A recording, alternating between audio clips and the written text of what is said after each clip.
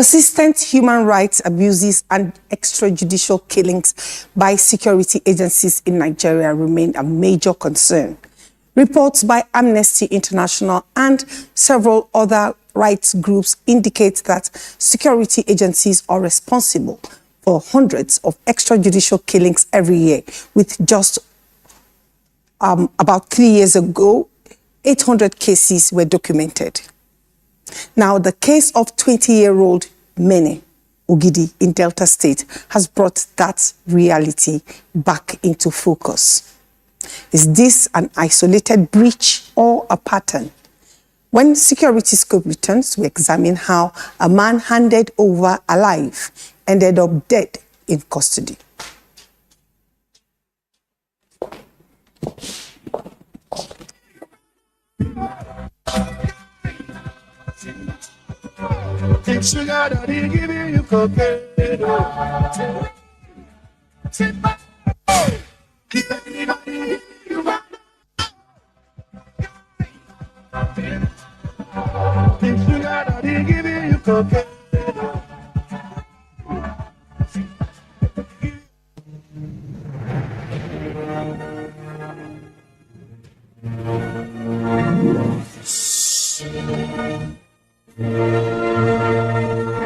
TerraCube is available in beef, chicken, jollof, and crayfish flavors in 50 cubes Saver Pack and 100 cubes Super Saver Pack.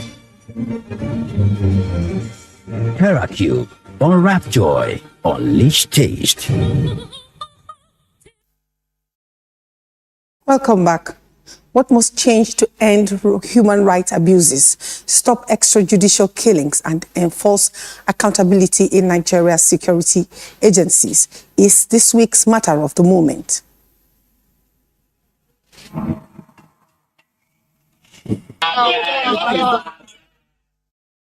Right, joining us today to speak on this issue is Dr. Omini Charles. Dr. Omini is a special envoy, West Africa International Human Rights Protection Service. But before we go into the conversation, let's take a look at what has brought us here today.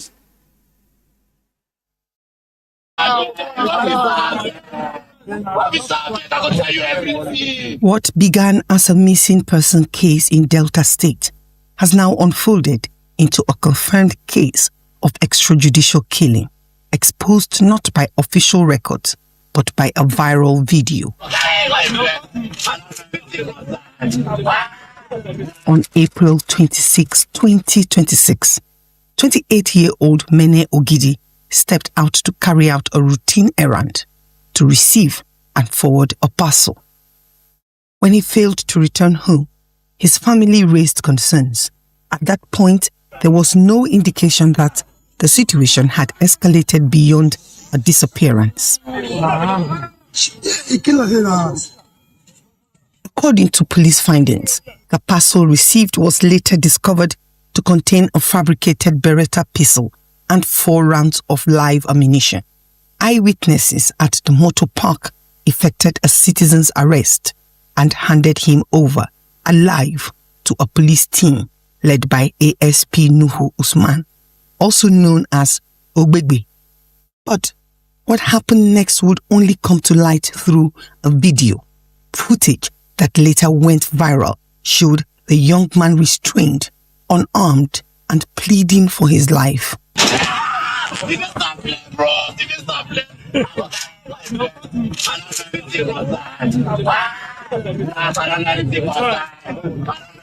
Moments later, he was shot at close range. The video changed everything.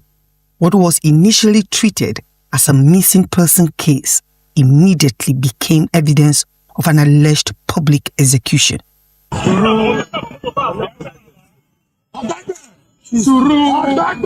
Public outrage followed, swift, widespread, and sustained.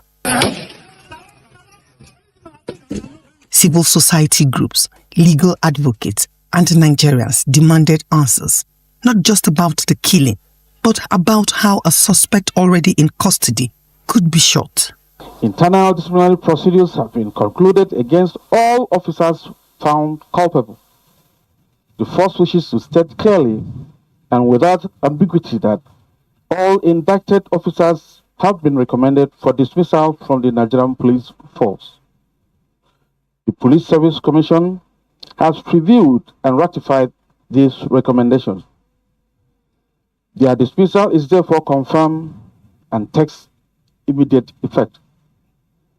The case file has been formally forwarded to the Office of the Attorney General of the Federation for vetting and prosecution.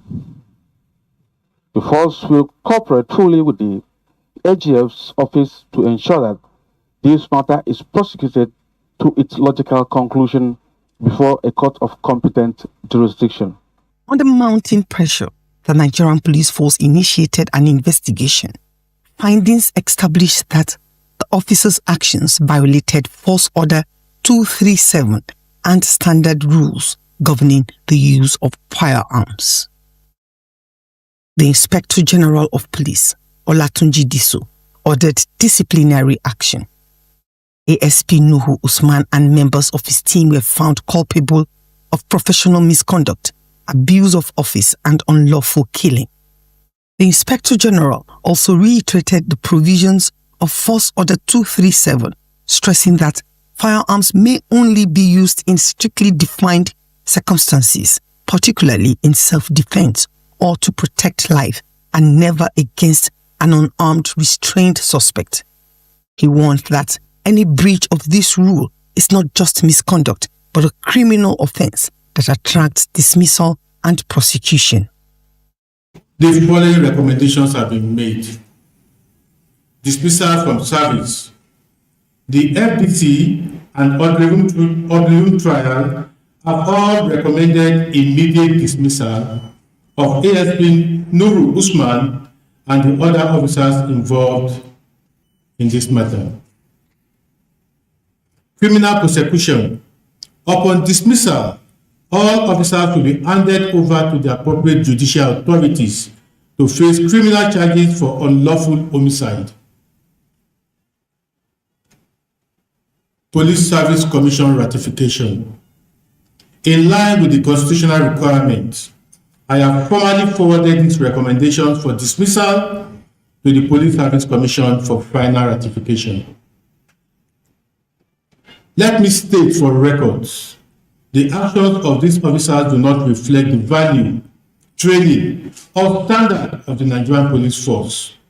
They acted against the police proper procedures and violated Force Order 237. The era of impunity is over. We are demonstrating that every citizen, regardless of their uniform, is accountable under the law. The recommendation was immediate dismissal. That decision has now been ratified by the Police Service Commission. The case has also moved beyond internal discipline. The matter has been handed over to the Office of the Attorney General of the Federation for prosecution. But as details continue to emerge, a troubling history is resurfacing. In 2023, a federal lawmaker had reportedly raised concerns on the floor of the House of Representatives, alleging that the same officer was terrorizing members of his constituency. That warning, however, did not trigger decisive action. Today, that inaction is under scrutiny because if not for the viral video, the case of Mene Ogidi may have remained what it first appeared to be, a missing person. Now, the question is no longer just about one officer's actions, but whether early warnings within the system are taken seriously before they become fatal. Well, the officers have been dismissed and the case is now with the Attorney General. But beyond the actions taken, the bigger question is enforcement. As I said earlier, we are being joined today on Security Scope by Dr. Charles Umini. Dr. Charles Umini is the Special Envoy, West Africa International Human Rights Protection Service. You're welcome to Security Scope. Thank you very much. Good evening. All right. If the Force Order 237 is clear on the use of firearms, in your opinion, why do violations like this keep happening? Is it a failure of training, supervision, or consequences? Yeah, I think, thank you very much. I'll rather respond to this by saying that there's a failure of trainings and violations. Looking at the Order 237 gives the handler of the gun the guide when to shoot and when not to shoot. But the situation we find ourselves today is a different thing completely. We've seen just that this very case was recorded and it went viral on the social media. There are a whole lot of these cases that have happened quietly without anyone knowing. So I think the way forward here. No, but just before we go to the way forward, you had earlier mentioned that the Order 237 gives a guideline on when to shoot and when not to pull the trigger. Yeah. Just give us some examples for the purpose of those who may be hearing Order 237 for the first time. Well, Order 237, like I earlier said, gives you a guide when to shoot and when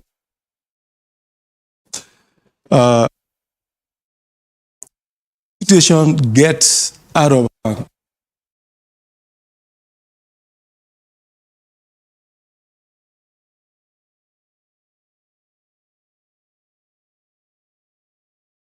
Which contradicts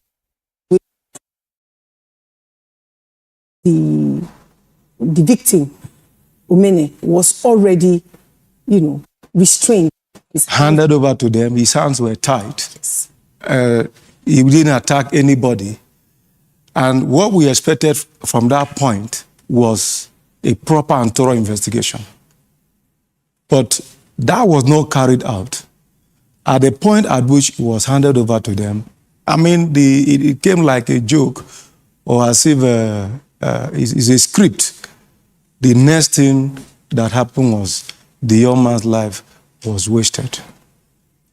The investigations, what kind of investigations were expected when he was called, when these police were called to come and meet him at the park where he went to receive that parcel?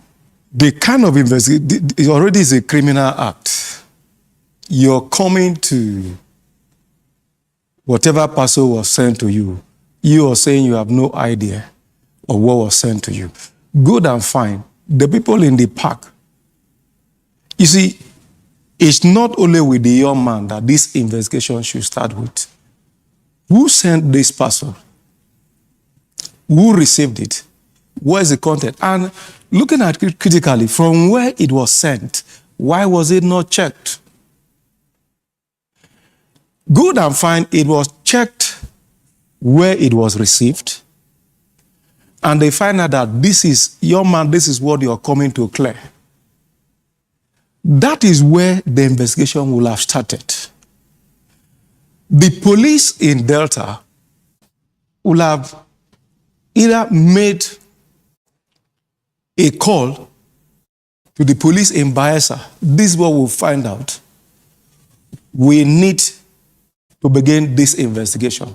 Already it's just, you're talking of a zonal command to a zonal command. It doesn't, the processes won't take much because within the police setting, they know what to do immediately. And this is a good case because already the young man was telling you, I'll give you all the information you need. I'll take you to the center. I'll take you to the center and any information you need from me, I'll cooperate with you, provide this information so the investigation will be easy.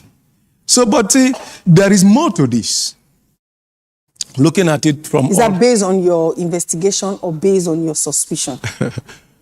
Investigation and suspicion, there is more to this. How so? If I have a suspect under my custody and the suspect is ready to cooperate, to give me all the information I need to carry out my investigation thoroughly, what will prompt me? I mean, for no reason, going to waste the life of the suspect. Which means something will have played out that the police ASP never wanted it to be unraveled. So the investigation should be thorough. We are monitoring the situation.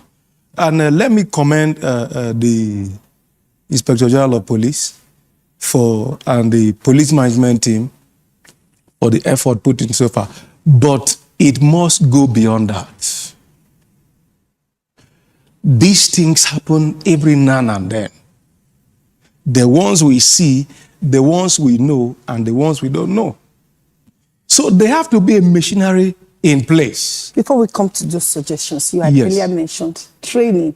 What kind of training will curb extrajudicial killings, not only in the police, but in other security agencies? Because as I mentioned in my prologue, Amnesty International and other right groups have said in the last 3 years, Yeah. there have been a record of 800 of More such than- cases. more than- Well, yeah. that's the official record. Within Nigeria. Yes, just within Nigeria. Yeah. So what kind of training do you think will curb these excesses? The steps taken to curb these excesses, one of the steps to be taken, I think, is to set up an Armed Forces Disciplinary Center.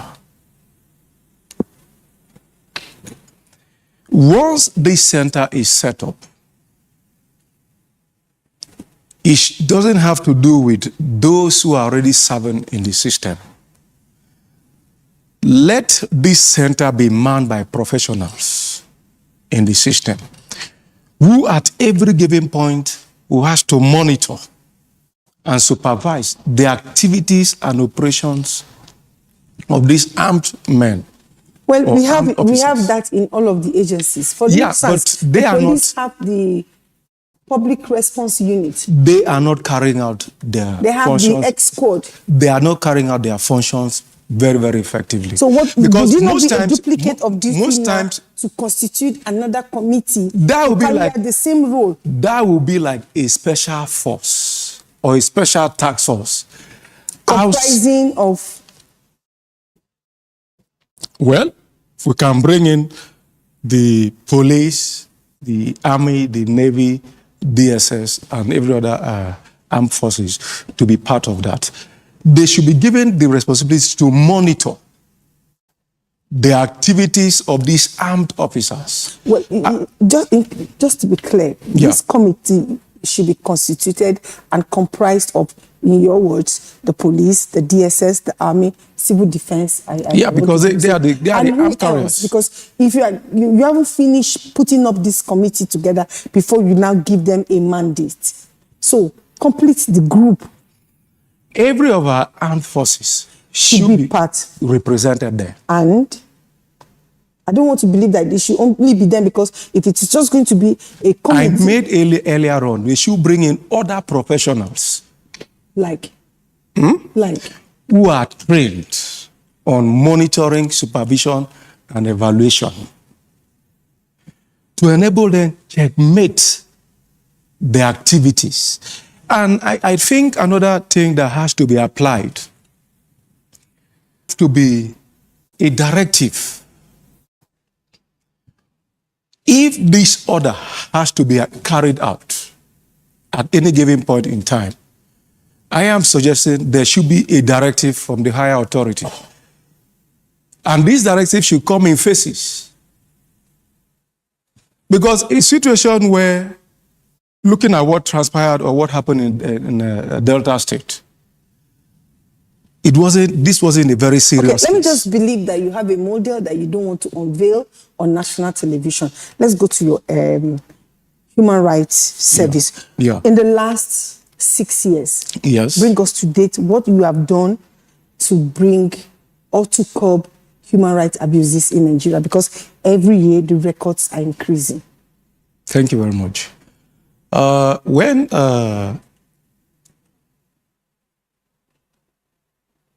on our own part as an organization, we've put up a whole lot of modalities in place.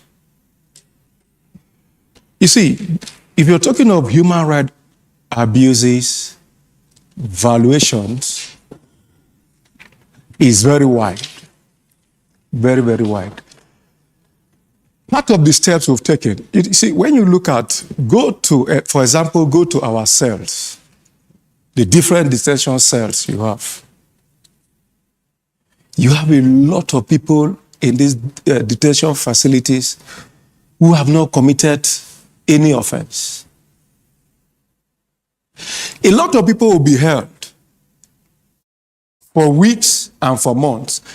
Instead of investigations being carried out and concluded, they are held for no reason. Illegal detention. Yes. So as an organization, we've been able to interfere, most especially with the police. I remember sometime in October last year, we paid a visit to some of the detention facilities, and we realized so many people who were in detention committed no offense. Just that there are no voices to speak for them. So what did you do? And a lot of them were released on that note. We're building a very strong collaboration with these security agencies to make sure this doesn't happen repeatedly. And those that should be in detention should be those who have gone against the law. Those who are not gone against the law have nothing doing in the detention facilities. Let me give you an instance. We have a situation where here in Abuja, a man beats up the wife and did whatever he needed to do. At the end of the day, the challenge we're having with the security agency, the man was ready to cooperate for this investigation to be carried out on the abuse of the wife. But the security agencies were covering on a lot of things. And if not that we stood our grounds, that case will have been covered up. What is the status of that case as it is? The status of that case as it is now, justice has been given to the woman because we're able to follow up to the end. What's the justice? For all the damages and what has been done, the man was given a charge because we took the case to court. All the damages have been paid to the woman. And to the best of my knowledge, they have reunited. So as an organization, we try to put so many programs, activities, and other engagements to make sure these things don't happen. Okay, in your final words, how do we curb rights abuses by security agencies in Nigeria? The only way we can curb human rights abuses by security agencies, one of the ways is for government and Nigerians to rise and support human rights. In what way? People should speak out when they need to speak out. Okay. People should stand when they know they are on their right and not be intimidated. I realize you go out today, maybe because you don't know this person in authority, where if something happens, you have to reach out or whatever. You've been intimidated, you've been harassed. A lot of people are forced or are caught into things they don't even have an idea about. And at the end of the day, they are being punished for nothing, simply because there are no voices to speak for them.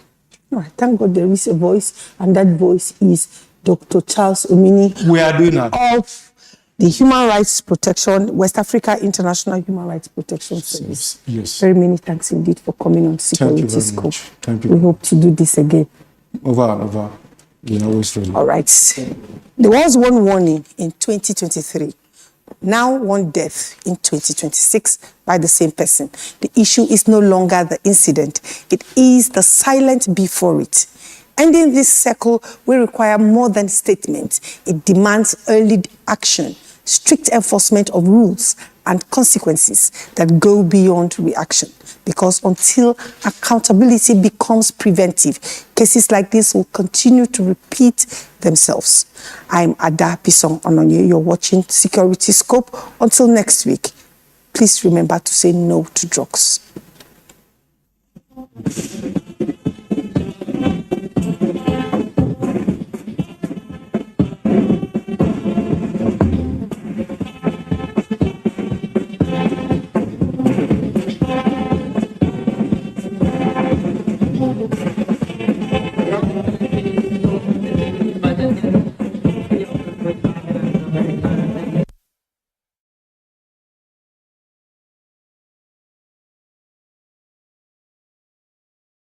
A woman is way beyond her physical appearance. Men are attracted by what they see. I was sure I heard them talking about me because I heard my name. So did you bother asking them what they were talking about you?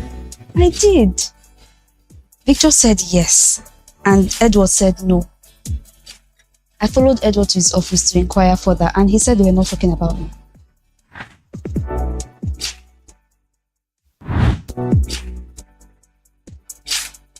Much of our life consists of one form of training or another. Right from infancy up until our death, the demand for constant learning and relearning to overcome life's challenges in every area of our existence cannot be overemphasized. In the fight against corruption, training is not just a support, it is a strategy. Training has been part of human existence and development, even right from infancy. Many organizations take the training and retraining of their staff as a critical aspect of organizational goal.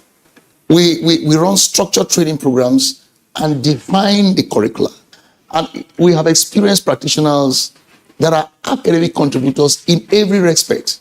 So aligning our programs with global frameworks, that is what we do here. We've traveled all over and we have seen a lot of frameworks to develop. And the few we have domesticated, we discovered that not only just mainly utilizing, we have seen that we are far ahead of even those that we have adopted.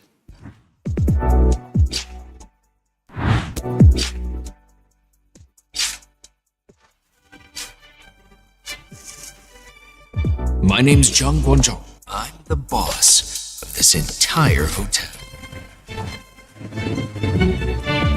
My duties include heavy lifting, spreading happiness, and driving fancy cars. I'm responsible for the area by the hotel entrance. And I officially moved into the sunroom. You think you can cut my share of the rent? Say what? You're a maniac. Most of the time, our lives are lackluster. And all the brilliant moments are what we call miracles. Welcome.